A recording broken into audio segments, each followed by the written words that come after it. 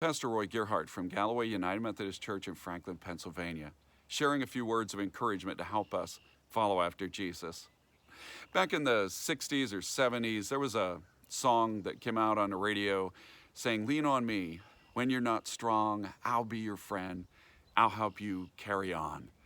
And there's an old gospel hymn that we sing in the church that says, "Leaning on the everlasting arms," and talks about leaning on the arms of the Lord for his support and strength in our lives. Both of these are important parts of our life, that we lean on God, that ultimately we know that what we are about in our lives is letting God lead us, and we want to lean on him for that.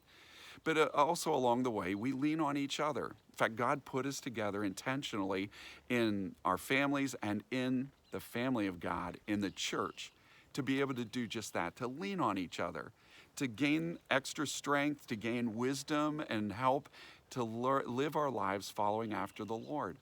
And so both of those things are an important dynamic in our lives that we need to learn to exercise in the best manner so that ultimately God gets the glory and we get to follow the Lord, answering his call in our lives. In Exodus 18, Moses gives us some great lessons in leadership, and we see him wrestling with exactly this. He gets some advice in Exodus 18 from his father-in-law Jethro. Because after observing Moses carrying out some of his responsibilities, Jethro looks at Moses and says, "Man, you are not managing this well. It will not work out in the long term. This is just not a good plan that you're following here." And so Jethro offers him some advice. But the cool thing about the way that Jethro offers this advice is he says, "Moses, I have some advice for you. May God bless you." Now, that little caveat thrown in there is an important lesson for all of us. Because with that, Jethro acknowledges a humility in his offer of advice. And we should all make our advice with that caveat attached, that we are humble in offering it. Even though it may be the exact right advice, may be incredibly wise and insightful, doing it with the humility that Jethro exercises here. Moses, here's some advice. May God bless you. Acknowledges that Moses is the one with the job, and his job requires that he would be discerning about the will of God in it. That it's ultimately Moses that has to evaluate, is this the will of God? Is this the wisdom of God for my life? And this really is something that for me was really very helpful, to remind you and me that whatever we are doing, ultimately it's God that we need to lean on.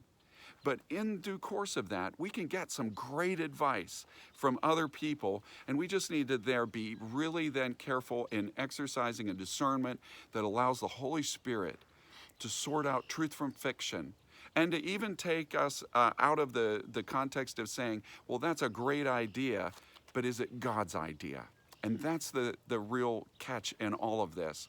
You know, when people present us advice in life, they don't always do it with the courteous manner that Jethro portrays here. Sometimes people come at you with their finger up your nose and they're telling you what you ought to do because they know and you're wrong and this is what it ought to be. And wow, that can be really hard to deal with. And we can be tempted to just react in two ways. We either react by just pushing that person away and rejecting their advice because we don't like their manner. Or we just cringe and say, okay, I'll do it because you said so. And both of those are the wrong response.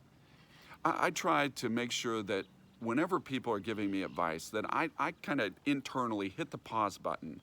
And whether they are aggressive and in my face and offensive and rude, or whether they are very sweet and kind, I want to make sure that I hit the pause button internally to say, I want to hear them. I want to say, what is this that you are trying to tell me? And are you correct? I don't want to just react to it where I absorb it and let it into my soul before I have been discerning with it. Because they may be absolutely wrong, and I need to reject that. But even if they are offensive to me in the way that they present it, I want to make sure that I've heard this to know whether or not they are accurate, whether it's true. And with that, I want to be discerning to say, God, is this your will? Is this your purpose? Because whether they are kind and sweet and I would love to please them, or whether they are offensive and aggressive and I just want to cave in or push them away, I need to ultimately put it to the test that the Lord would be in charge. And so with this advice today, may God bless you. And as you share this good news, may God make you a blessing wherever he takes you.